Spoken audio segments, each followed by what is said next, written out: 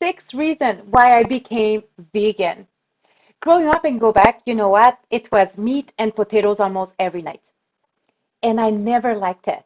I always been a picky meat eater. I was always choosing the smallest piece of meat and with the less fat possible. I ate meat for almost 40 years, but I never liked it.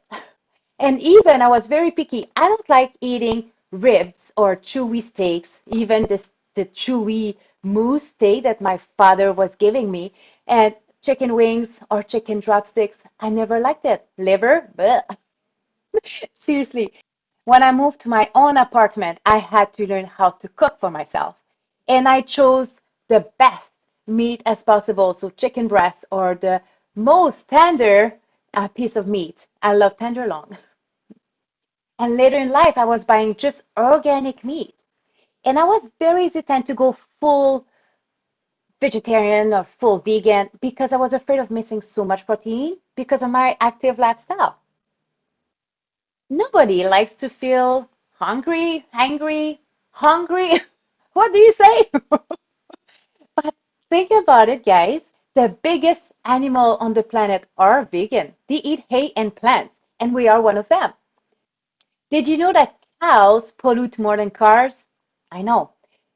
First of all, to raise cow, you need a big piece of land, and it takes 20 times less to get protein from beans. And second, they are responsible for global warming because of their farts and their burps. I know, but I don't want to go too much in details here. I want you to read the article I have linked from the Washington Post. My decision for being vegetarian and vegan, it took me a few years of research by reading and watching documentaries right there on Netflix. And I have some of my favorite here that I'm looking. So What the Health is one of my favorite one, and The Game Changer is another one, and Cowspiracy. So all the links are included in that post, and they are linked to YouTube, so you can watch them for free. I bought also recipe books, and one of them that I really like is Oh She Glows, and she has a wonderful website as well and recipes, and it's from Angela Lydon. And you don't need to eat only tofu to be vegan or vegetarian. There's so many other ways to eat. I eat legumes, lentils, and what else? Quinoa. And so I have included a nice link as well, the 17 most source of protein for vegan and vegetarian. So I invite you to click on it. Since I have adopted a vegan vegetarian diet since January 2020, so it's not a long time ago, but I have seen six different changes. The first one, the big one, you know what? My inflammation is gone. Seriously, I was so much in pain and I didn't know why. I was rolling on my foam roller all the time. I was doing a lot of stretches, but I didn't know how come I had so much inflammation in my body. I didn't know how to get rid of it. And even my naturopath was telling me every visit, Mel, your inflammation is so high. I said, I know, I don't know how to get rid of it. So after only 3 weeks, seriously, my inflammation was gone and I didn't have any more pain. I have more energy than ever. And if you know me personally, you know I'm a high energy person and yoga helps me to calm down or to balance as well.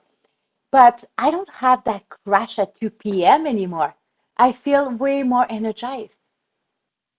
My meal prep, it's easier because I don't need to think about what I'm going to get out of the freezer to prepare my meal because everything I prepare is fresh. It's directly from my fridge. And then I have more money in my wallet because I was buying organic meat. I was buying, I think, 5 chicken breasts organic, and it was over $40. And there's always tofu at the grocery store. Since that pandemic, it was hard to find toilet paper and even meat in the fridge. But I don't have to fight to get my tofu. And the last reason, grocery shopping, it's even faster and easier for me because I just need to go in 2 different aisles. So the vegetable one and then the organic section. If you have health conditions, I'm thinking about diabetes, cholesterol, high blood pressure, heart diseases, arthritis. Well, you know what? You should try the plant-based diet. You know, it doesn't hurt to try. And I have included as well a link to get some of my favorite recipes, the plant-based ones, and also an instant pot booklet. So I invite you to click on them. And then I want to hear from you. So if you have adopted a plant-based diet recently, I want to hear how you're feeling. So send me a quick email.